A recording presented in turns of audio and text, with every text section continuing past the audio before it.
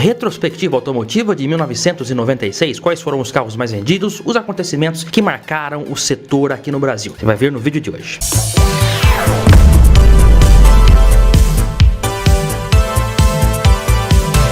Olá amigos do canal PL, hoje vamos de volta para 1996 e naquele ano, quase 30 anos atrás, se via nas ruas do Brasil uma situação parecida com a que vemos hoje, o que nós vemos hoje no Brasil nas ruas brasileiras. Muitos carros com placas Mercosul e muitos carros ainda com placas cinza. 1996 era uma situação parecida, você via ainda muitos carros com placas amarelas e muitos carros já com as placas cinza. Era aquele período de transição o qual vivenciamos hoje também. E por incrível que pareça, ainda em 2024 temos muitos carros com placas amarelas. E aí tem aquele conceito que não dá mais para regularizar. E é claro que dá. A Yellow Plate Assessoria está aqui para regularizar. E ó, detalhe, é a única no Brasil que mostra comprovadamente os resultados. Você tem muita gente aí prometendo milagres que resolve aqui, resolve isso, resolve aquilo e não consegue entregar o resultado. A Yellow Plate não, ela realmente de fato comprova os resultados. Só o ano passado foram 24 carros que estavam com placas amarelas e foram regularizados, já estão rodando livremente com as placas Mercosul. Então não perca mais tempo, se você tem um carro placa amarela ou quer comprar um carro com placa amarela, que até reaqueceu esse mercado, né? Você pode contar com os serviços da Yellow Plate, o contato está na descrição deste vídeo, acessa o WhatsApp aqui que está na descrição e vai realmente ter uma consultoria especializada, a melhor do Brasil.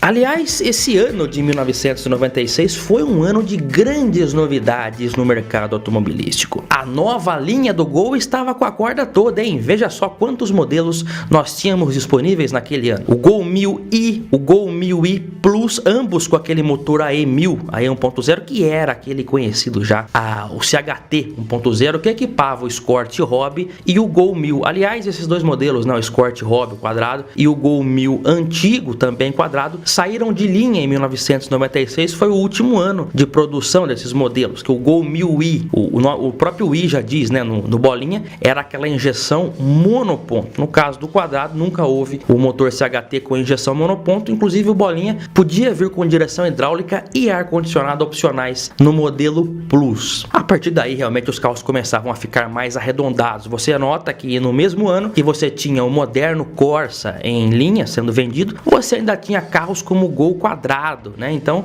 é uma discrepância, um período também de transição da indústria. Ainda na linha Gol, além dos populares com motor 1.0, havia também o CLI 1.6, CLI 1.8, GLI 1.8, TSI 1.8, que o TSI no caso aí, ele substituiu o antigo GTS, né? O GTS saiu de linha e o TSI fez às vezes ali como versão versão esportiva um pouco mais barata do que o top GTI. Aliás, falando em GTI, tinha o GTI 2.0 8 válvulas e o GTI 2.0 16 válvulas, que é aquele que tinha aquele calombo no capô, que não era só decorativo, é porque o cabeçote duplo precisava de um espaço a mais que o capô, e o capô fazia aquele calombo para poder caber o motor, né? Foi uma solução que acabou virando um charme estético. O Gol GTI, o bolinha, quando foi lançado, era de fato um canhão, mas aí a Chevrolet lançou o GSI, o Corsa GSI 16 válvulas, que andava na frente. A Volkswagen então lançou o GTI 16 válvulas, que entregava mais potência, 140 cavalos ali. Além de todos esses modelos que eram os comuns já de linha, também tivemos a série especial Atlanta no Gol e também na Paraty, para comemorar as Olimpíadas que aconteceram em Atlanta naquele ano. A série Atlanta 96, que teve até um comercial que trazia o goleiro Dida e também o Zagallo, que nos deixou recentemente. Dida, desse jeito não dá. Há muita cobrança da torcida, a imprensa está me pressionando muito. Você vai ter que sair do Gol. 1,95 m e você fica plantado no Gol? Assim não dá. Nem no treino, pô. Sai do Gol, Dida. Sai do Gol! Gol Atlanta. Motor 1.6 ou 1.8. Direção hidráulica. Antena no teto. E ainda vidro elétrico e ar-condicionado como opcionais. Você também não vai querer sair de um Gol como esse. Gol Atlanta. Série especial limitada. Ainda na Volkswagen, quem se despedia também naquele ano era o Fusca. Depois de ressuscitarem o veterano a pedido do então presidente Itamar Franco no final de 1993, já com o modelo 94, o carro não tinha mais como competir com modelos mais novos. Se Gol e Escort já eram antiquados, imagine o Fusca. Curioso que o Brasil não foi o último país a fabricar o Fusca, né? O Brasil realmente ele foi o último país a fabricar a Kombi, que saiu de linha em 2013 devido à lei do airbag, não estava até hoje aí sendo fabricada, né? E o Brasil foi o último país a fabricar a Kombi naquela carroceria antiga, né? Aquele pão de forma.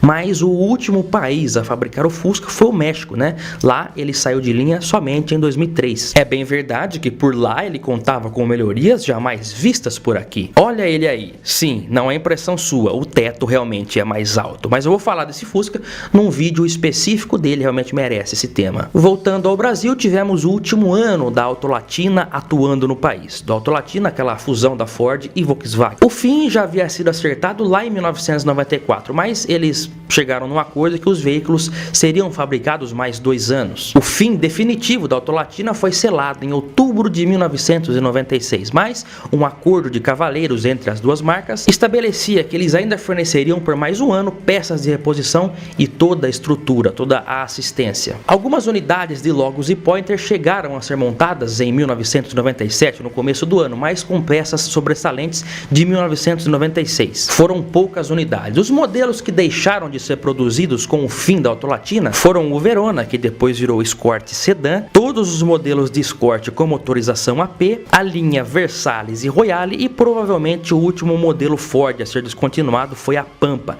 já em 1997. Na época já estava até usando injeção eletrônica monoponto, inclusive. Quem substituiu ela foi a Courier. Uma característica dos modelos Ford 96 é justamente a grade oval, que era colocada em todos os modelos, inclusive no Ford Fiesta, que agora já era um modelo nacional, modelo nacionalizado. Na Volkswagen, como eu já disse, quem saiu de linha foram a dupla ali, Logos e Pointer. Nesse período, a marca alemã estava dando mais atenção para os importados Golf e também Passat. Por isso, o Santana continuou em produção, mas sem grandes novidades naquele ano. E já sentiu cansaço perante os novos concorrentes. Por exemplo, o Vectra, que era lançado em sua nova geração como Vectra B. O Vectra foi lançado no Brasil em 93, ainda naquela carroceria mais antiga, conhecida como Vectra A. Ela chegou para substituir o Monza, mas curiosamente ela foi convivendo junto com o irmão mais velho. O Vectra A e Monza saíram de linha juntos em 1996, então o Vectra A nunca chegou de fato a substituir por completo o Monza, o velho Monza, né, o Tubarão. Ambos saíram de cena quando chegou o Vectra B, com um design muito moderno na época, que é relativamente atual até hoje. O Vectra foi um sonho de consumo na época por muita gente. A linha Corsa foi sem dúvida um dos maiores êxitos da Chevrolet do Brasil nos anos 90. Em 95 já havia sido lançado o modelo picape para substituir a antiga Chevy 500. Em 96 era a vez dos modelos sedã, wagon e 4 portas darem as caras por aqui. Era o início da família Corsa, que rendeu muito para a GM nos anos seguintes. Lá na Fiat, em 96, era feito o lançamento de um modelo muito importante, um dos principais lançamentos da marca na década de 90, que foi o Palio, o sucessor natural do Uno. Eles enxergavam realmente dessa maneira, tanto é que a Elba foi tirada de linha também esse ano e foi substituída depois pela Palio Weekend. O que aconteceu, que nem a Fiat eu acho que esperava, é que o Uno continuou vendendo muito bem mesmo após o lançamento do Palio. Criava-se ali uma dupla dinâmica e a própria Fiat entendeu tempos depois que era mais interessante para ela não tomar a liderança que pertencia ao Gol naquele momento, mas sim que a dupla Palio e Uno juntas somassem um valor, um volume de vendas maior do que o Gol. Esse foi o trunfo usado pela Fiat, que posicionou o Uno então mais abaixo, simplificou o modelo, até teve uma série especial em 97 chamada de Mille Young, aliás a partir daí somente o Uno na versão 1.0, então por isso o nome Mille. Todos os modelos foram simplificados, a versão SX, para ficar abaixo do Palio, que também tinha versões bem bem básicas, né? Então havia uma grande oferta de hatches na Fiat nessa época. Quem chegou ao fim também definitivamente em 96 foi a Gurgel, que havia pedido concordata em 93, em junho de 93 para ser preciso. Em 94 ela entrou com um pedido de empréstimo junto ao governo de um valor de cerca de 20 milhões de dólares à época, que foi negado, então a fábrica foi declarada falida. Já em 94 ela até entrou na justiça e conseguiu recorrer. Por essa razão foi funcionando a duras penas, mas o fim da Gurgel foi melancólico mesmo. Relatos apontam relatos de ex-funcionários que o João Gurgel, dono da Gurgel, tentava tocar a fábrica com 10, 15 funcionários, né? Ele mesmo trabalhando ali. Eu mesmo já cheguei a ouvir relatos de funcionários dizendo que teve um dia lá que ele sentou no chão da fábrica, do próprio Parque Fabril ali, e chorou, porque via que não havia mais o que fazer, né? Em 97 ele já foi acometido pela doença de Alzheimer. Acho que ele mesmo se desligou do mundo para não ver o fim do seu sonho, a fábrica que ficaria abandonada por anos e anos depois desse episódio. Muito triste realmente, porque em 96 a fábrica foi lacrada definitivamente. Bom, mas vamos elevar o astral aqui do vídeo. Vamos ver então quais foram os carros mais vendidos no Brasil no ano de 1996. Em 32º lugar, Chevrolet Ipanema, 4.262 unidades. 31º, último ano da Elba, 4.788 unidades, vendeu mais que a concorrente. Em 30º lugar, o Pointer, 5.283. Em 29º, Versalles, 5.334, também último ano dele. 28º, Ford Verona, 5.791,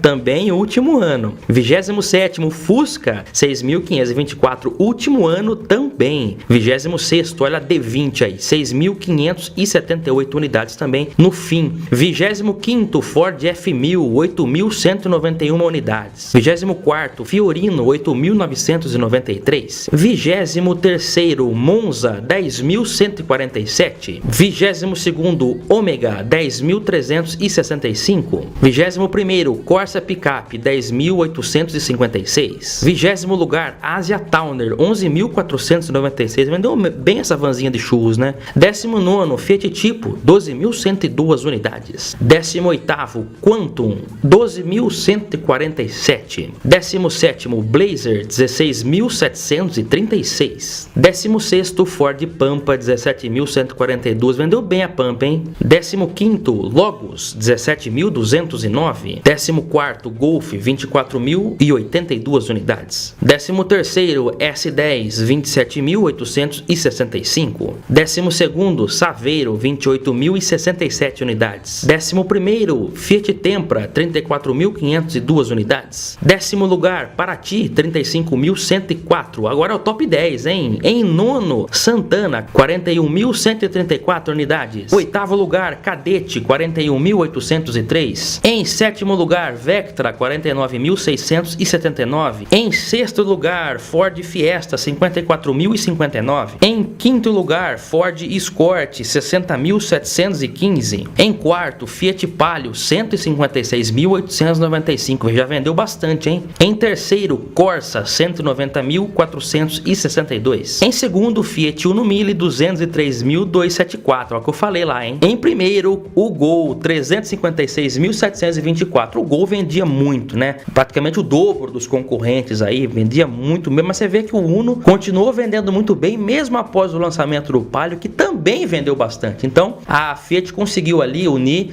dois modelos muito bons de mercado, né? E sabe o que é bom também? Nós voltarmos no tempo com nostalgias muito interessantes. E isso nós fazemos aqui, por isso eu vou aguardar você no próximo vídeo aqui no canal PL, em mais uma retrospectiva nostálgica. Um grande abraço e até lá. Tchau!